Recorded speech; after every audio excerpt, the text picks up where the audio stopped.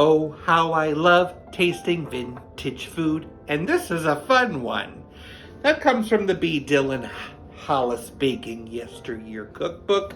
It's a 1940s recipe, and it's leftover bread pancakes. You basically use stale bread, and you can turn it into pancakes. I'll show you how. This recipe was conceived during difficult times. That's why it uses stale bread. Grab yourself a bowl, not a stale bowl. I've got 7 or 8 slices of just plain white bread. That's quite stale. So I'm just gonna rip them up and put them in that bowl. Next, you add a cup of milk. You need a wooden spoon and you need to beat it aggressively until you have a nice paste. Like this. Now I'm going to mix in 1 beaten egg, a little salt, 2 tablespoons of sugar, and a teaspoon of baking powder. Beat that together and you have yourself your pancake dough. Let's griddle that up.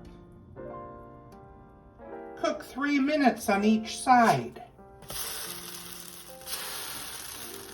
And there they are. I'm serving it with some of my homemade strawberry and rhubarb sauce.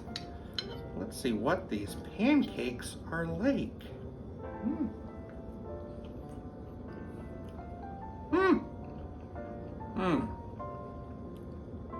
They're fun. They have a total different texture than regular pancakes and a really good taste. I guess the taste all depends on which type of bread you use. So I'm guessing if you use a brioche kind of bread, it might be a very sweet pancake. Hello? Yes. Okay, I'll let them know. Special message from the squirrel phone. Colson from Sugar Creek. I think you're a really groovy dude. So glad you're watching. Have a good day. When do bakers share their secret recipes? On a need the dough basis.